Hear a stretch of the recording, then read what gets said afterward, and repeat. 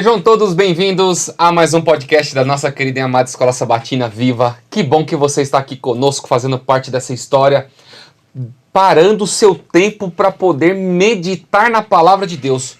Louvado seja Deus pela tua vida, pela essa iniciativa que você está tendo, para que você possa se enriquecer espiritualmente. E olha, eu vou te falar, a lição desse trimestre está maravilhosa. A lição sobre o Evangelho de Marcos.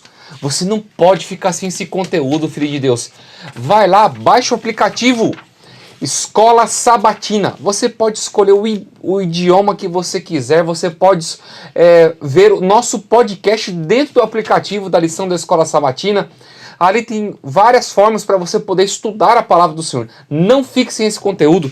Não fique sem a lição deste trimestre, porque Deus quer falar muitas coisas para você.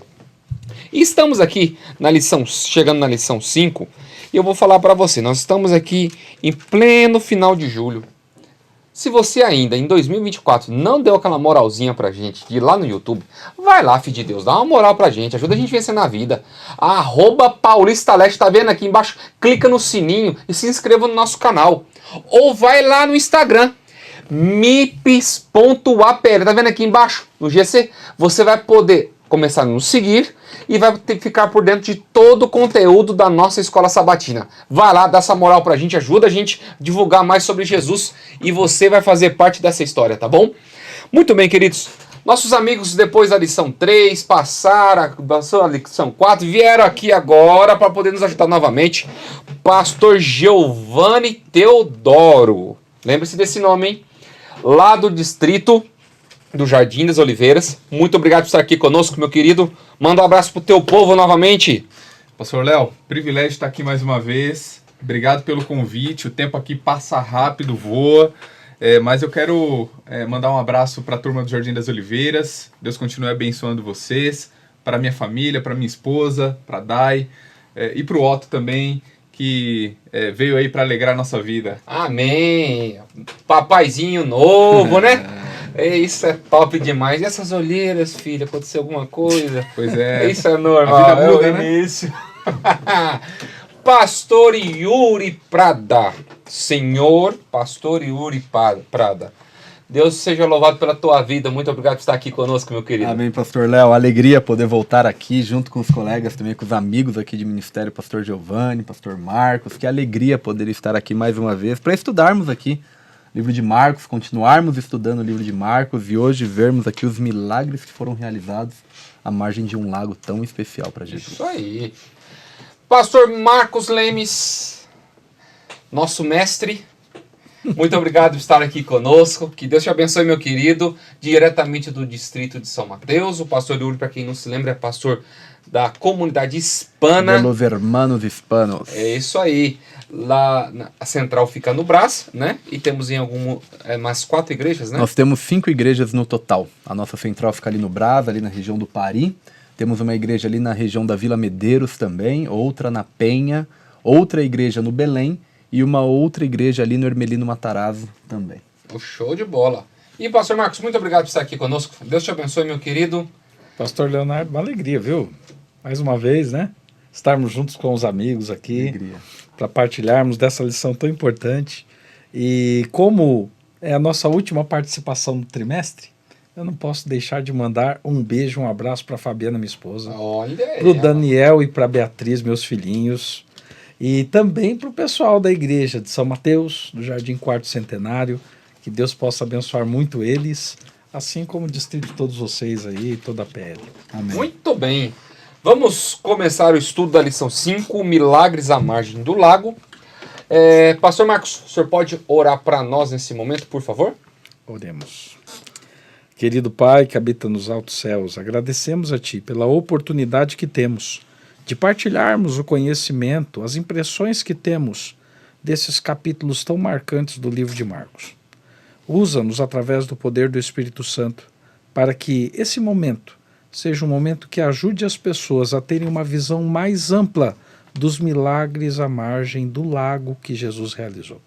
Pedimos isso agradecidos e tendo a certeza da Tua presença conosco. Em nome de Jesus, amém. Amém.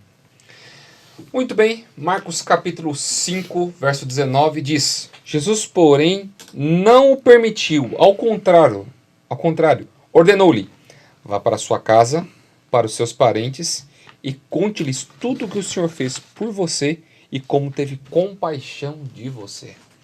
Aqui, Marcos capítulo 5 é um capítulo recheado de milagres, né? Eu acho muito interessante.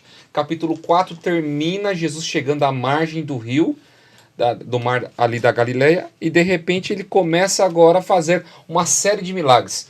Endemoniado de Gadar, você tem a mulher de fluxo de sangue, você tem a filha de Jairo, e aqui você começa a dar um panorama diferente. Esses milagres que aconteceram, será que esses milagres só acontecem aconteceram naquele período ou acontece hoje, nos dias de hoje também? Pastor, eu gosto de... Não sei se o pastor ia comentar. Não, fala você, depois eu geralmente falo. a gente segue uma... Você quer que comece comigo? Pode ser, você que sabe. Não, você que sabe, você já estava falando. Então Fala tá aí, bom, depois então eu falo. Eu gosto de olhar para o capítulo 5 de Marcos, olhando para a minha vida também. O capítulo 5 mostra aqui Jesus fazendo milagres às margens de um rio, de um lago, né, na verdade, ali na Galileia. E ele ficou muito tempo em seu ministério ali naquela região. E eu fico imaginando, né? Hoje eu sou pastor da comunidade hispana e eu posso vivenciar também muitos milagres ali naquele lugar. Então eu olho para Jesus aqui na região da Galileia como se fosse o distrito dele, né? A região no qual ele estava ali trabalhando, e ele vivenciou muitos milagres. Ele era a pessoa que fazia os milagres. Eu não faço milagre, mas eu posso ver milagres na vida das pessoas também. Então hoje, por exemplo, na comunidade hispana, eu posso olhar para a vida dos membros da nossa igreja e desfrutar com eles dos milagres que Deus tem feito na vida deles também. Então, quando a gente vai para a Bíblia, quando a gente olha para a Bíblia, olhando aquilo que acontecia naquele tempo, nós vemos que o mesmo acontece em nossas vidas hoje também. Então, acho muito interessante olhar para a Bíblia com essa mentalidade. Sim. Olhando aqui para o final do capítulo 4, capítulo 5, capítulo 6 de Marcos, que é o foco da lição, a gente tem algo muito importante para vermos aqui, no meu ponto de vista. Esse é um dos setores do livro de Marcos que eu mais gosto, porque apresenta Jesus como aquele que tem poder sobre a natureza, porque ele acalma uma tempestade. Ele também tem poder sobre o mundo espiritual, porque ele liberta o endemoniado. Ele também tem poder sobre as doenças físicas que temos, porque ele cura a mulher com fluxo. E ele tem poder sobre a vida e a morte, porque ele ressuscita uma menina. Cura uma mulher que estava doente há 12 anos e ressuscita uma menina de 12 anos. Mas com que propósito ele faz isso? Só para mostrar que ele é todo poderoso, que ele é Deus? Não. E aí o verso para memorizar vai para o propósito. Porque ao libertar aquele que outrora fora endemoniado e agora estava totalmente liberto, ao libertar aquele homem, o que o homem fala? Quero ir contigo. E ele fala, não, você vai ficar aqui, vai testemunhar para os seus parentes. Você vai contar como Deus teve compaixão de você. Então todos os milagres de Jesus, e aí entra muito no que você falou, eles são feitos para servirem de testemunho para nós. Hoje nós não estamos realizando milagres, mas nós vemos os milagres. E se vemos o milagre na nossa igreja, na nossa vida, na nossa casa, nós temos que testemunhar. Nós não podemos nos calar. Como Pedro falou um dia, junto com João, eu não posso deixar de falar aquilo que eu tenho visto e ouvido. Ele não podia deixar de falar, e nós também não podemos. Tanto que Marcos relatou, exatamente seguindo esse exemplo, para servir para nós, para entendermos que Jesus ele tem poder sobre a natureza, tem poder sobre a área espiritual, sobre a saúde, sobre a vida e morte, mas tudo isso para vermos quem ele é e falarmos sobre quem ele é. E continuando, pastor, é interessante notar esse ponto, né? Parece que Marcos ele dá uma virada aqui, ó. A gente percebeu aspectos da humanidade de Cristo anteriormente nas lições passadas, agora vamos ter ali mais atenção sobre sua divindade, né? Sobre seus atributos ali. Exatamente para que nós entendamos de que precisamos depender de alguém assim, que tem todo o poder para operar grandes mudanças em nós, cada um de nós. 100% humano, mas também 100% divino, com poder transformar a vida de qualquer um. É isso aí. E onde nós começamos a adentrar alguns, aqui em Marcos capítulo 4, que fala a respeito sobre Jesus acalmando a tempestade. Eu fico tentando imaginar essa cena, os discípulos se matando para tentar fazer o barco ficar em cima d'água, Jesus conseguindo dormir.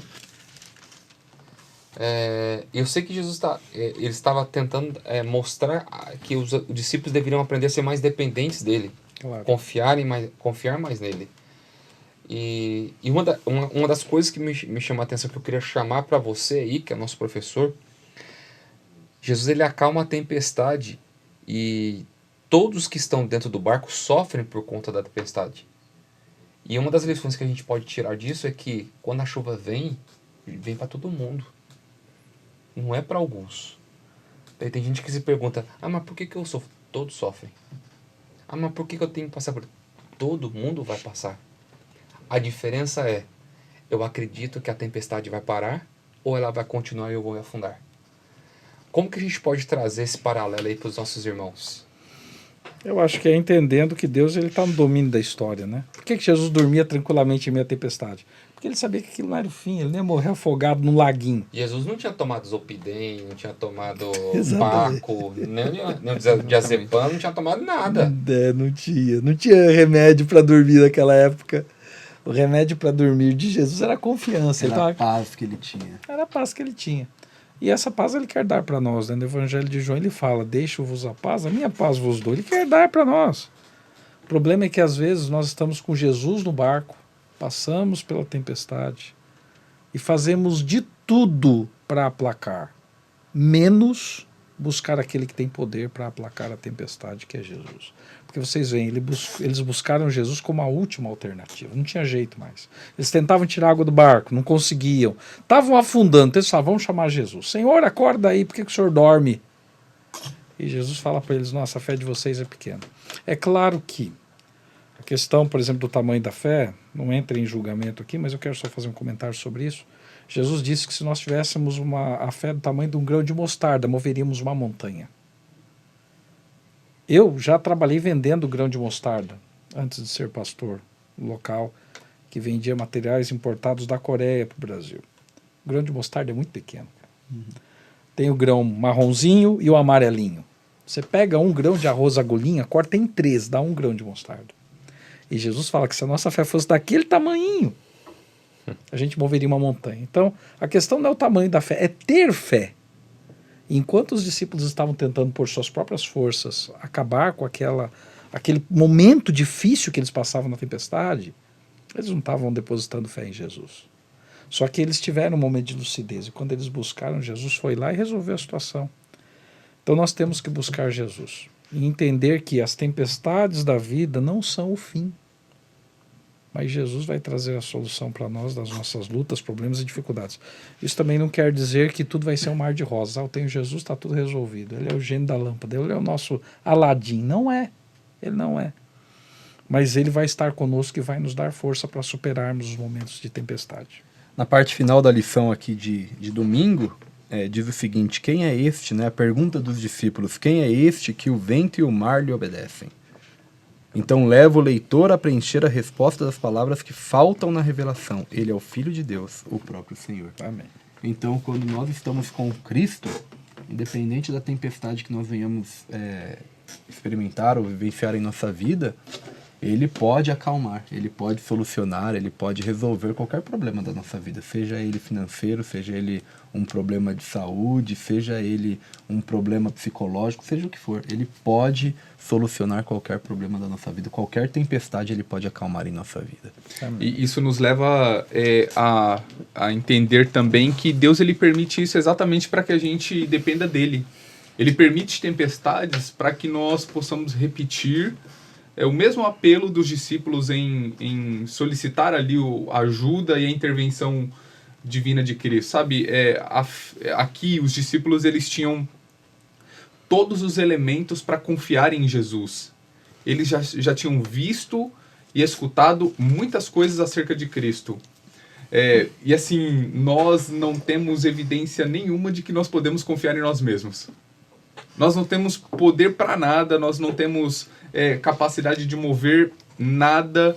E quanto antes entendermos isso e dependermos de Cristo, teremos condições de ter paz no meio da tempestade. Amém. Ele não quer remover todos os nossos problemas por si só. Ele quer também que, em meio a esses problemas, nós tenhamos paz. Porque existem situações que se prolongam por dias, semanas, meses, anos, e ele quer que nós tenhamos segurança, firmeza, confiança nele nesses momentos difíceis. E é onde que a gente entende que na parte de segunda-feira, Deus ele consegue ouvir um sussurro em cima dentro de um alvoroço que possa existir. Você vê o endemoniado de Gezareno, de Gadar conhecido. Jesus conseguia enxergar que havia um grito de socorro dentro daquele homem que estava endemoniado. Enquanto os discípulos deram no pé com medo do cara, que ele já estava andando com grilhões, com bolas que tentaram aprisionar ele de tudo quanto é jeito, ele quebrou tudo. Andava pelos túmulos durante a noite. Parece filme de terror um negócio desse. Aí Jesus ele conseguia ouvir lá dentro um clamor. Então, como que a gente pode confiar que, por mais que possam ter 1000 vozes gritando ao nosso lado, Deus ele consegue reconhecer o clamor do nosso coração? Como que isso como essa certeza a gente pode trazer através da história do endemoniado de Gadar? Jesus vê aquilo que a humanidade não vê, né? E ele transmitiu isso para Pedro, que transmitiu a Marcos, né? Porque aqui fala que quando o homem se prostrou, ele não caiu porque estava cansado, ele não caiu porque Jesus tinha um semblante diferente, não. Ele se prostrou porque ele viu em Jesus o Cristo, ele viu em Jesus Deus. Adorar. Exatamente, para adorar. A palavra grega aqui, proskineu, ela quer dizer isso. Ele não caiu por terra, ele se ajoelhou para adorar.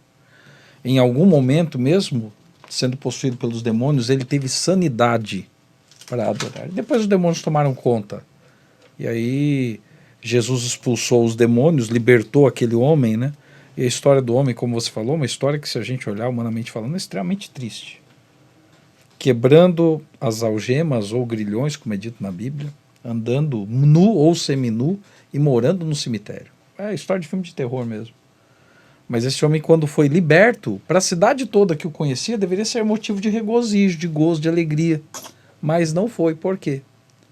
Porque as pessoas pensaram mais no material do que no ser humano. E isso acontece na vida de muitos de nós. Às vezes a gente não vê os milagres. Por quê? Porque a gente está esperando algo que satisfaça a nossa necessidade. Mas nós não estamos vendo que aquele milagre que é realizado, ele pode tocar na vida, transformar a vida de uma pessoa, mesmo que para nós, aparentemente, isso leve a algum prejuízo temporário. Ali fala que os demônios, o diabo, ele age com muita astúcia.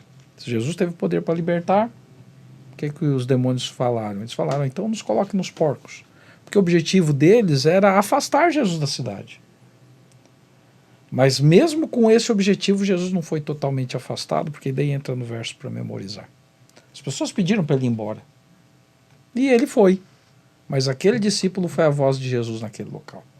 Então Jesus, mesmo em meio a uma dominação demoníaca na vida daquele homem, ele viu que aquele homem tinha um coração que poderia testemunhar. E quando houve uma volta para a região de Decápolis, muitos já sabiam de Jesus. Muito provavelmente pelo testemunho daquele homem.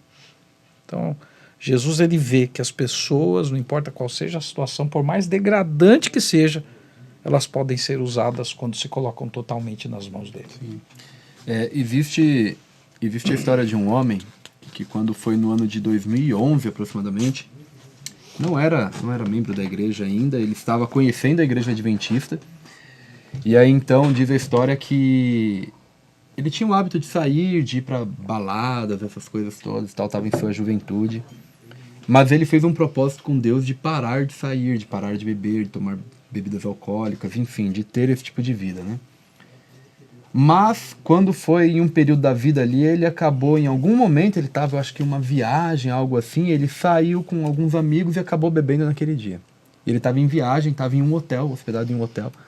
Quando ele voltou pro hotel, ele conta que era por volta de 2 da manhã, ele se ajoelhou, mesmo fora 100% de seu sentido, por ter passado ali algumas horas bebendo e tal. Ele se ajoelhou e ele falou com Deus e ele disse, Senhor, eu não quero mais essa vida para mim. E eu não quero mais isso para mim. E ele não estava 100% em si. Mas eu olho para a história desse homem aqui do Gadareno, do Geraseno aqui, como diz o texto, e eu vejo a história desse mesmo homem que há 10 anos, 12 anos atrás, estava passando por uma luta também, e Deus ouviu o sussurro daquele homem no coração daquele homem. Então aquele homem, ele saiu daquele hotel, seguiu a vida dele, nunca mais teve contato com bebida alcoólica, e aquele homem é um pastor hoje na Igreja Adventista do Sétimo Dia. Então, assim, histórias que nós vemos na Bíblia acontecem nos dias de hoje também. Era uma pessoa que era totalmente improvável de estar na igreja, mas ele clamou a Deus, Deus ouviu o clamor dele, fez um milagre na vida dele, e hoje é um pastor da nossa igreja. Esse homem aqui é a mesma coisa, ele andava por cemitérios, andava em cima de sepulcros, ele era uma pessoa totalmente, aos olhos humanos, totalmente perdida. Mas Cristo olhou, viu que existia a possibilidade naquele homem de cura, de transformação, e curou e transformou aquele homem. E ele foi para testemunhar para sua família. Então as mesmas histórias que acontecem na Bíblia, os milagres bíblicos, acontecem em nossos dias também. É verdade. E é importante notar o detalhe de que Cristo, ele, quando estava no barco com os discípulos, acalma a tempestade ali, os discípulos perguntam, né, quem é esse homem? Quem é esse que tem poder sobre a natureza? Os demônios sabiam quem era Jesus. Os demônios conheciam a Cristo. Eles sabiam quem ele era e por isso imploraram 2 vezes para que o pedido deles fosse atendido, né? Jesus, ele tem toda a autoridade. Ele não tem uma equivalência com o poder do mal. Não existe equivalência aqui. Ele tem todo o poder. Ele tem toda a autoridade. E me chama a atenção também o fato de que quando nós olhamos para a vida daquele homem, a gente se pergunta, quanto vale uma vida? Essa é uma pergunta que a gente não tem resposta. A gente não tem uma resposta clara. Mas para aqueles proprietários daqueles porcos, a vida daquele homem não valia mais do que a sua manada. Pela reação a gente percebe isso. E nós temos que ter muito cuidado com isso, porque Deus, ele valoriza cada um de uma maneira única. Nós temos muito valor para Deus, ainda que a sociedade, o mundo, as pessoas tentem nos fazer pensar de maneira contrária. Nós temos muito valor para o nosso Deus. Pastor, Pastor Giovanni falou algo que eu penso ser muito importante, não querendo ser redundante, mas assim, Cristo não tem nenhuma ligação com o poder do mal. E a Bíblia diz isso, olha, tem um texto bíblico que diz assim, aí está o príncipe deste mundo e eu não tenho nada com ele. Então Cristo de fato não tem nenhuma ligação com o poder do mal. Então se nós estamos em Cristo, ele pode, eu acho que é muito importante enfatizar isso, ele pode fazer qualquer milagre em nossa vida. Ele Amém. Pode nos curar de qualquer vício, de qualquer problema, de qualquer situação que nós venhamos, qualquer pecado. Por quê? Porque Cristo não tem nenhuma ligação com o poder do mal, e se nós estamos nele, nós estamos desvinculados totalmente também com o poder do mal. Sim. E onde nós entramos nessa parte de terça-feira, que eu acho interessante, a montanha russa com Cristo, né? A história de Jairo, um religioso, um homem importante, talvez membro do Sinédrio, um conhecedor de muitas coisas, e você vê a diferença da história do endemoniado de Gadar com a dele. Jesus foi até o endemoniado porque precisava, e dessa vez você vê o ser humano correndo atrás de Deus. E a história da mulher também enferma, que são 2 histórias em uma só que ocorrem. Como que é importante a gente entender esse contexto. Jesus, ele conhece como ele ouviu o sussurro do coração do endemoniado de Gadar. Quando o Jairo chegou assim, minha filha está à beira da morte, eu preciso que o senhor venha e ponha as mãos sobre ela, que ela sare viva. Jesus não falou nada. Só pegou e começou a seguir Jairo. Então, ele ouviu o clamor do coração de Jairo também nessa situação. E às vezes a gente fica na fila da bênção ali achando que tem gente que vai roubar a nossa bênção, né? Eu fico tentando imaginar o desespero de Jairo. Jairo tá indo pra casa, tá tudo indo bonitinho, de repente a mulher dá um puxão na roupa de Jesus. Jesus para, começa a dar atenção, e esse cara fala, bem na minha vez vai roubar minha bênção, vai me atrasar. Vai pegar um Uber para chegar mais rápido, vai em outro canto. E ali, de repente, chega a notícia, vem cá. Não incomoda mais Jesus, não. tua filha morreu. Jairo, ele tinha confiança e fé de que Jesus podia curar. Agora ele teria que desviar o foco da atenção dele. De que Jesus agora é poderoso para poder ressuscitar a filha. A morte é o fim para o ser humano. Uma mulher que estava doente há 12 anos e uma filha de 12 anos. Parece coincidência a história, né? O tempo de vida que aquela menina tinha era o tempo de vida que aquela mulher sofria. E aqui a gente olha as questões básicas da vida. Nossos problemas nunca vão ser maiores que dos outros. Pelo que a gente sofre. Olha a história dessa montanha russa com Jesus. O que a gente pode tirar de lição disso, pastor Marcos? Eu acho que dentro do que você falou já tem um monte de coisa interessante aí. Primeiro, né? Endemoniado, ele não tinha muita alternativa. Ele não conhecia Jesus. Ele estava em outra cidade, em outro local. Ali não tinham judeus. Mas Jesus foi até ele. Isso pode nos dar uma lição importante. Que Jesus, ele vai buscar o necessitado onde ele está. Mesmo aquele que não o conhece, ele está tocando o coração dessas pessoas. Exatamente. Agora, quando você olha para Jairo, aqueles que conhecem também podem ir até Jesus, correr até Jesus. Você citou esses dois casos, eu achei muito legal. Tanto Jairo quanto a mulher com fluxo foram até Jesus. Ou seja, sabiam que nele estava a cura. Se nós sabemos, por que muitas vezes não vamos? Por que muitas vezes buscamos resolver do nosso jeito? Uma vez o pastor Robson, que eu acho que hoje trabalha na Associação de São Bernardo do Campo, eu não lembro exatamente, ele estava pregando no NASP, na época que eu estudava, que ele era auxiliar da igreja do NASP. Está em Moema. Está em Moema, obrigado. Você vê, eu estou muito desatualizado, cara. Tô precisando eu estou precisando me atualizar. Tem gente que quer atualizar a Bíblia, mas eu preciso me atualizar. Não a Bíblia, né? Mas o pastor Robson, ele fez uma pregação no NASP, foi muito interessante. Ele falou o seguinte, ele falou, olha, uma pessoa fica doente, qual a primeira vontade da pessoa? Tomar uma aspirina, está com dor de cabeça. Depois, a dor continua, ela faz o quê? Vai no médico. O médico passa um remédio, mas a dor continua, então faz um exame mais preciso. Quando faz o exame, a pessoa chega na presença do médico no consultório, o médico está com cara de velório, e fala assim, olha, lamento te informar que o exame apresenta que você tem um câncer terminal, você vai morrer, e o seu câncer é no cérebro. E daí a pessoa sai do consultório triste, vai até o banheiro do consultório, coloca o joelho no chão e pede a misericórdia de Deus. Às vezes a gente pede a misericórdia de Deus em último lugar, quando deveria ser o primeiro. Lá quando a gente sente a dorzinha de cabeça, a gente já deveria correr até Jesus. Mas às vezes a gente não corre, a gente fica esperando até o último instante. Isso aí é uma visão muito equivocada da nossa parte. Que nem você falou, né? A menina tinha 12 anos, a mulher 12 anos de doença. Na realidade, a menina tinha 12 anos de vida e morreu. A mulher tinha 12 anos de morte e viveu. Por que 12 anos de morte? Porque aquela doença que ela tinha, o fluxo, fazia com que ela não pudesse comer junto com as pessoas da família dela, abraçar as pessoas da família dela. Ela não podia ir até o templo para dar uma oferta e adorar, porque ela era impura. Todas as leis colocavam ela como uma morta-viva. E ela gastou tudo que tinha. Porque quem tem alguma doença sabe que quando gasta dinheiro, aquele dinheiro não é nada, porque o que você quer é a cura, mesmo que você perdesse tudo. E eu falo isso por experiência própria, vocês sabem disso. Agora, aquela mulher viu em Jesus a cura, ela foi até Jesus, Jesus curou aquela mulher. Por que Jesus não cura hoje todo mundo como aquela mulher? Porque aquela foi uma gotinha da graça de Deus para demonstrar o poder dele, uma pequena gotinha. Hoje ele continua demonstrando o poder dele, mas aquela mulher voltou a morrer no futuro. Por que eu falo voltou a morrer?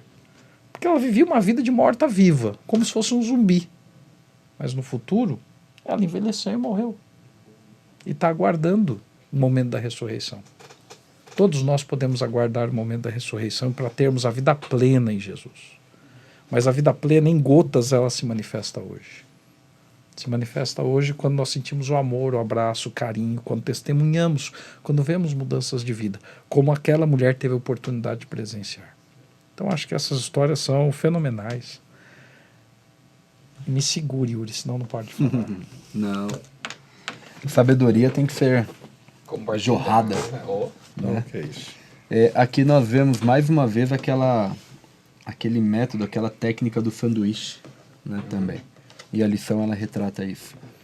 Nós vemos aqui o pedido de Jairo, dos versículos 21 ao 24. Depois nós vemos aqui o versículo 24, ele já aparece a história da mulher também. Então nós vemos aqui a metade da história, que é a cura de uma mulher enferma, e depois volta para a filha de Jairo novamente.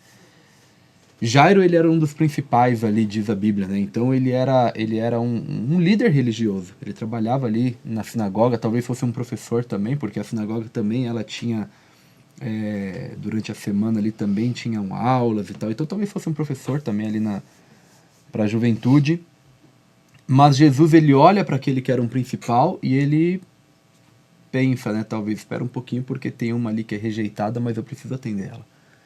E ele deixa o principal para atender aquela pessoa que era rejeitada. Uma mulher que, como o pastor disse, né, uma mulher que era uma morta-viva, né, como diz assim, para a sociedade. Por quê? Porque ela não podia ter um trabalho, não podia ter contato com a família, era rejeitada por todos. Por ter uma enfermidade que para eles naquele tempo era considerada uma pessoa impura. Então ninguém queria ter contato com aquela mulher. E Jesus olha para aquela mulher e fala assim, não, mas eu posso salvar essa mulher. Então ele deixa o principal para atender a rejeitada. E eu acho que nós devemos também ter isso como lição para a nossa vida. Não somente como pastores, mas como membros de igreja de forma geral também nós devemos ter isso como lição. Porque às vezes a gente só quer atender aquele que é o principal. Mas e aquele outro que está passando por uma situação que ninguém olha para ele? Talvez fosse o primeiro a quem nós deveríamos atender naquele momento. Então na nossa igreja hoje nós devemos ter isso como lição também. Sempre tem aquele irmão, aquele senhor de idade, que ninguém está olhando por ele muitas vezes, um senhor idoso, uma pessoa com alguma necessidade mais especial. Devemos atender aquela pessoa talvez em primeiro lugar do que aquele primeiro ancião que a gente quer atender para estar bem com ele, para conquistar aquilo que a igreja precisa conquistar e etc. Então atender aquele que é considerado um rejeitado, como aquela mulher, por exemplo, naquele tempo. Cristo vai a lugares que comumente ser humano nenhum quer ir. Verdade. Vai no cemitério.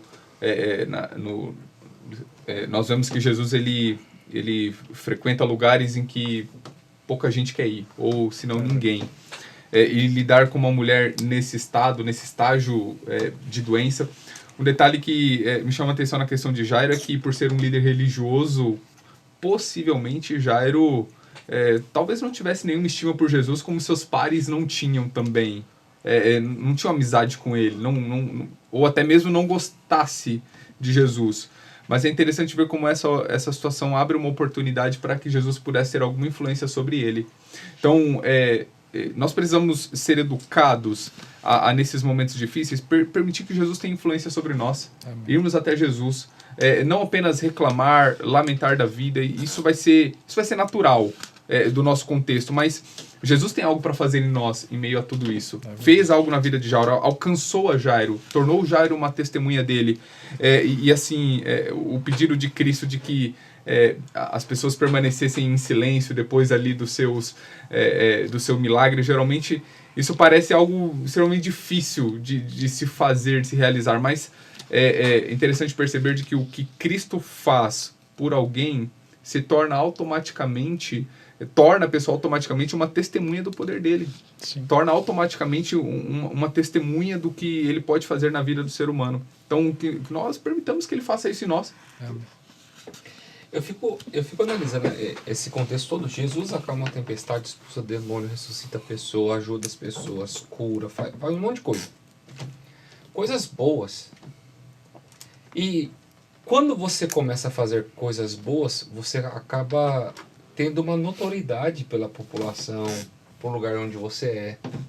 É tão legal você falar assim, olha, fulano que se deu bem na vida é da minha cidade, é do meu bairro, vi crescer, você entendeu? Mas não aconteceu isso com Jesus não, gente. Isso que eu fico admirado, porque Jesus, por ter pego uma popularidade no contexto das benfeitorias que ele realizava, os fariseus ficavam pistola com ele por causa disso. Por quê? Não estavam sendo mais consultados, eram esquecidos. Não, Jesus. Mas e o sacerdote? Não, o sacerdote não serve para nada. A gente tem Jesus agora, para que a gente quer sacerdote? E eles não entenderam o papel de Cristo ali. Como que a gente pode ver essa questão de rejeição e aceitação de Jesus pelas pessoas ali? Como que a gente pode trabalhar isso? É interessante isso que você está falando, porque eu já tive a oportunidade de ir numa cidade chamada Três Corações, no sul de Minas, pertinho daqui de São Paulo. Lá tem uma estátua do Pelé, né? Porque o Pelé, pelo menos pelo que falam, né, a gente só vê em vídeo alguma coisa, mas dizem que ele foi o maior jogador da história. Eu prefiro acreditar nisso. Prefiro acreditar nele do que no Messi, mesmo o Messi sendo da minha geração e Maradona também. Mas, né, porque né, eles fazem parte da nossa geração. Pelo menos da minha, não sei de vocês eu ia aí. falar isso. Tipo, você não, né? Da sua, da minha. Eu acho que é. Eu tive a oportunidade de ver o Maradona jogar algumas vezes. Agora, o brasileiro rejeita o Pelé. Se você olhar friamente. O brasileiro rejeita. O Pelé foi eleito o atleta do século. E aí um dos canais de TV do Brasil foi eleger qual que era o brasileiro mais importante da história. Pelé não chegou nem entre os dois mais importantes. Sendo que ele parou uma guerra. É verdade, parou uma guerra lá na África, para o Santos jogar na época do auge. Foi o cara que mais fez gol na história do futebol. Então, ele foi artilheiro desse campeonato paulistinha nosso aqui 11 anos seguidos. Isso aí não é normal, é anormal um troço desse. Mas o que aconteceu com o Pelé é uma pequena sombra do que aconteceu com Jesus. E aí entra no que você falou. Os líderes religiosos rejeitavam Jesus na sua cidade, Nazaré, porque eles já não eram mais procurados. As pessoas viam Jesus falando como alguém que tinha autoridade. Então, para que procurar o líder religioso? Jesus vivia realmente aquilo que ele pregava. A sua família o rejeitava em alguns momentos, tentando impedir que ele pregasse.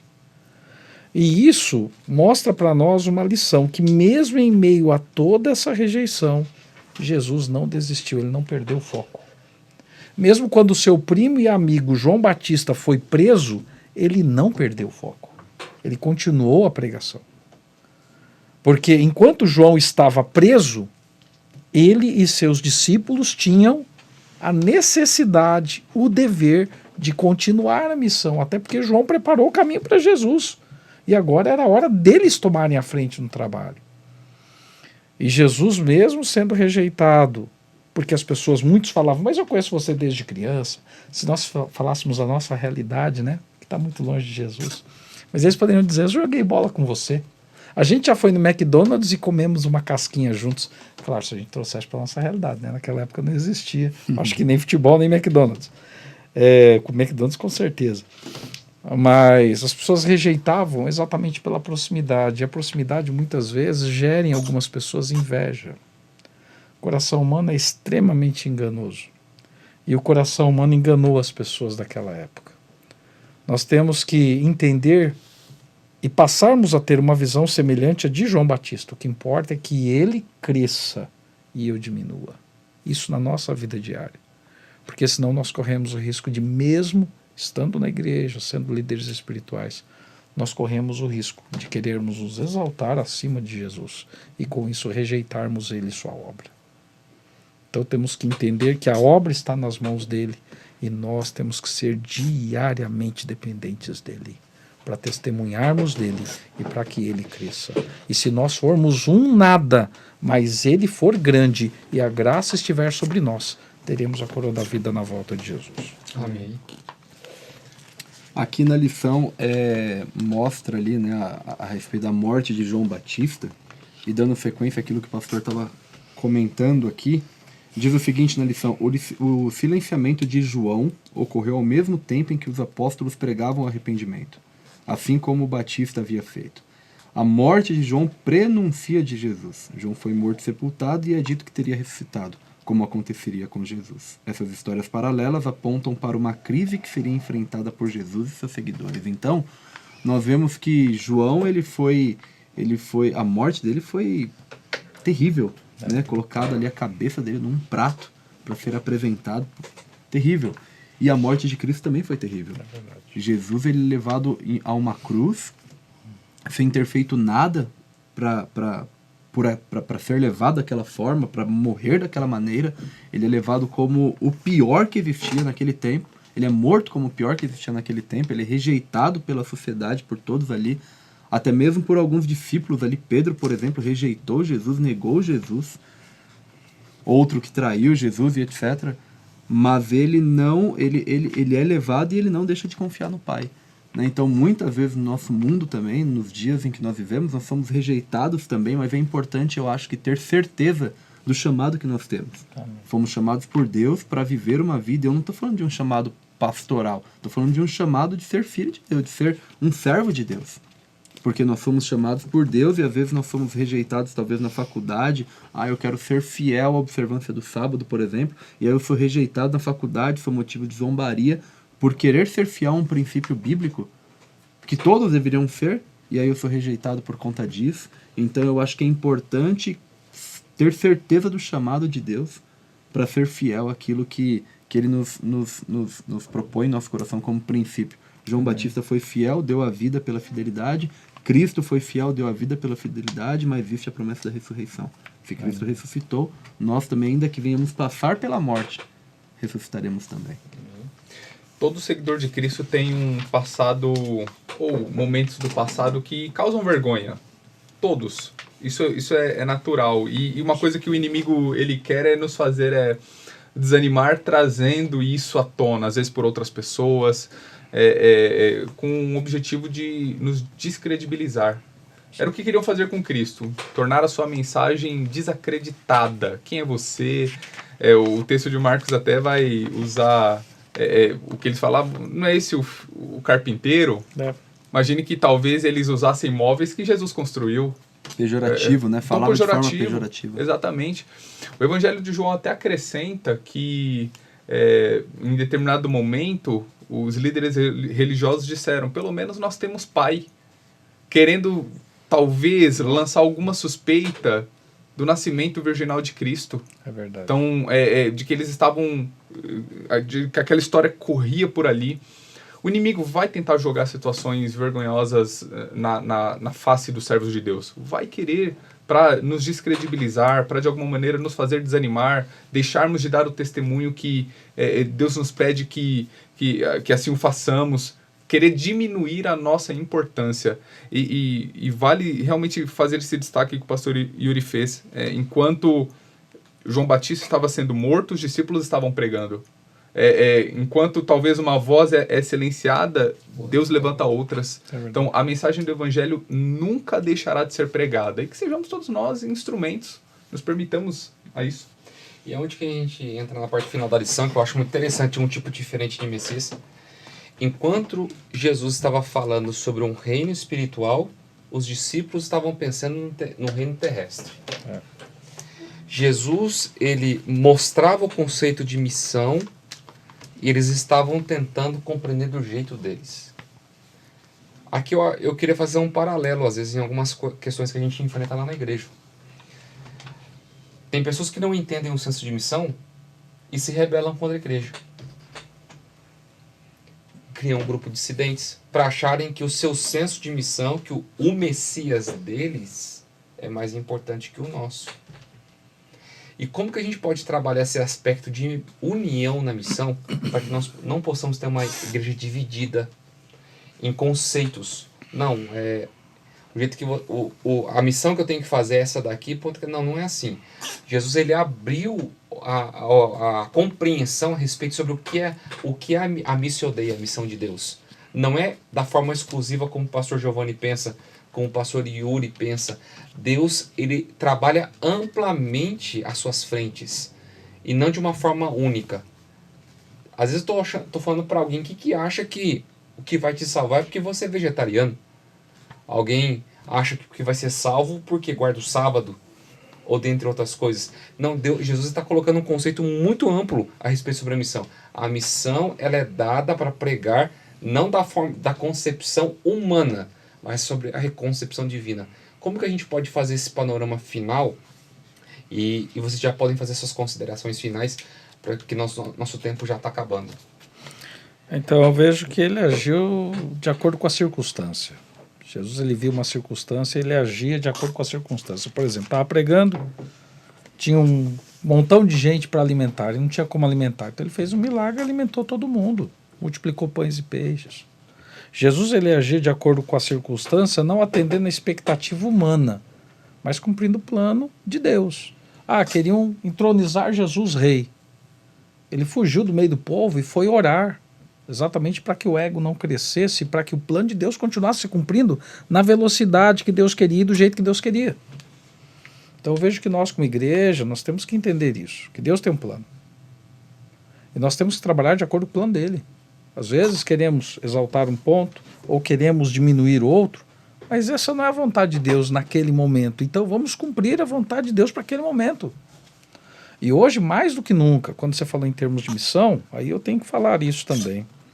Se você olha para Mateus 24,14, diz assim: este evangelho do reino será pregado em todo o mundo, em testemunho a todas as nações, e então virá o fim.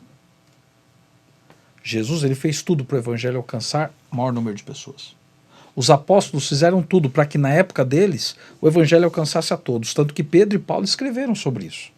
O que é que nós estamos fazendo hoje para o evangelho alcançar a nossa família? Agora não é nem todos, o mundo cresceu muito. Estamos alcançando a nossa família, os nossos vizinhos, os nossos colegas de trabalho. O que é que estamos fazendo para alcançar com o evangelho verdadeiro as pessoas que estudam conosco, as que estão próximas de nós, na nossa faculdade, no nosso ensino médio, no ensino fundamental, porque o evangelho não é dado apenas para adultos, mas também para crianças. Jesus disse que deles vem o perfeito louvor. Então ele agiu de acordo com cada circunstância e nós devemos fazer o mesmo. Isso não quer dizer que nós vamos nos moldar para sermos iguais a todas as pessoas, mas isso quer dizer que vamos falar numa linguagem que todas as pessoas entendam. E as pessoas não olhem para nós dizendo: olha lá o crente, preconceituoso. Mas elas olhem para nós e digam assim: ali está um cara que é filho de Deus. Quem sabe um dia eu vou ser igual a ele. Quem sabe esse dia seja hoje. Quem sabe seja agora o momento que eu vou buscar. Posso falar uma última coisa só? Tentar ser bem rápido. Tem um rapaz que já chegou à nossa igreja há poucos dias. Ele conheceu a igreja pela Novo Tempo. Só que quando ele conheceu, olha o que ele pensou. Será que eu posso ir nessa igreja? Porque ela parece ser uma igreja muito exclusiva para pessoas de uma classe diferente da minha. Será que precisa de convite para ir lá? Isso me preocupa muito. Ele, na realidade, acabou conhecendo um adventista num bar. E quando a pessoa disse que era adventista, ele falou: por que você não me convida para ir na tua igreja? Precisa pagar alguma coisa? O adventista disse: não precisa pagar nada, vamos lá. E daí ele foi, tomou os estudos e batizou na igreja. Glória a Deus por isso. Mas será que nós estamos transmitindo uma ideia de algo tão alto, tão distante, ninguém pode chegar lá? Nós não podemos transmitir isso, porque Jesus não transmitiu. Ele foi, em vez do lugar mais alto, ele estava no lugar mais alto. Mas como diz Filipenses 2, ele desceu até o mais baixo. Como você falou em relação à morte. Ele desceu até o mais baixo para alcançar as pessoas. E nós não podemos ter essa imagem como igreja. Nossa igreja, ela tem que ter a imagem daquilo que é aberto a todos. A lição, ela trabalha... Eu acho que já poderia concluir aqui, né? A lição, ela trabalha um tipo diferente de Messias, porque eles esperavam que Jesus era aquele que iria redimir, queria libertar o povo de Israel do jugo romano. Roma era o império que governava ali sobre Israel também. E eles tinham isso no coração deles. Eles esperavam um Messias que iria libertar o povo de Israel de Roma. Tanto que mesmo depois, na morte de Jesus, quando Jesus morre, os discípulos eles começam... Existe aquela história de Lucas 24, que os discípulos vão para uma aldeia chamada Emaús, etc. Cada um fica sem rumo, e frustrado, e chateado, e etc. Mas aqui nós vemos no capítulo 6 do livro de Marcos, no versículo 42, quando Jesus faz ali um milagre, diz o seguinte: todos comeram e se fartaram. Então Jesus, ele veio para quê? Ele veio, como disse o pastor Marcos, ele veio para atender a todos. Ele não veio para atender uma necessidade local e temporal, que era libertar o povo de Israel do jugo romano. Sim. Ele veio para atender uma necessidade eterna e global. Então, assim, nós temos que ter esse senso de missão como igreja. O pastor Leonardo levantou essa bola, o pastor Marcos também comentou. Temos que ter esse senso de missão, mas não somente na igreja local, na igreja global. Então, devemos entender que Cristo ele veio para que todos se fartem e todos possam comer, todos possam se alimentar espiritualmente. Então é levar o evangelho a todo mundo, Sim. levar o evangelho a toda criatura para que Cristo possa voltar em nossos dias. Amém. E a nossa grande expectativa hoje, ela tem que ser o retorno de Cristo Jesus, iminente. O fato é que existem profecias que nós queremos que se cumpram, vão se cumprir, mas a gente até falou isso algum tempo atrás, de que o entendimento errado dos eventos proféticos é perigoso. Se concentrar demais nessas questões apenas e não em outras, como a preparação, a nossa relação com ele. Porque se nós entendermos errado assuntos e questões proféticas, isso vai nos arruinar espiritualmente, de alguma forma. Que foi exatamente o que aconteceu com aquela geração. Estavam esperando outro tipo de Messias, um outro tipo de Jesus, que não veio ao caso ali. Temos nós equilíbrio, sensatez de estudar a Bíblia e de trabalharmos pelo retorno de Cristo. Amém. É por isso que nós existimos e estamos aqui. E aproveitemos todas as oportunidades a isso. Muito bem, queridos. Chegamos ao fim de mais uma lição. E uma das coisas que a lição destaca aqui é essa história que Jesus traz para nós. É importante a gente entender corretamente o porquê o Messias virá. Ele não vem para salvar só adventistas. Ele vem para salvar o mundo. Amém. E isso faz parte da história. Que eu e você possamos nos preparar. E preparar o maior número de pessoas possíveis para ter esse encontro com o grande Jesus. Meus amigos, muito obrigado. Que Deus possa abençoá-los. Foi um prazer imenso tê-los aqui a essa mesa. Que Deus possa cada dia mais iluminar a vida de vocês. Amém. A inspirar muitas pessoas. Amém. Vamos terminar com uma oração. Pastor Yuri, pode orar para nós? Claro, claro. Querido bom Deus, nosso eterno Pai, nós louvamos o Teu nome por mais o término de mais uma lição aqui, da lição 5. Amém. E nós vimos aqui, Senhor, que Cristo, Ele veio para que todos nós possamos comer e nos fartar do Evangelho. Amém. Querido bom Deus, que este Evangelho, o Evangelho eterno de Cristo Jesus, possa alcançar o maior número de pessoas possíveis em nossa geração, para que então possamos ver Cristo voltar. Amém, Jesus. Esteja conosco, nos use a tua igreja, use aqueles que estão nos ouvindo também. Em nome de Jesus. Amém. Amém. Amém. Muito bem, queridos, chegamos ao fim. Lição 5 do Evangelho de Marcos. Que Deus possa te abençoar, que Deus possa te iluminar e que você venha se lembrar que o Senhor Jesus, Ele é bom a todo tempo e Ele vem nos buscar. Amém. Amém. Até a próxima semana, se Deus quiser.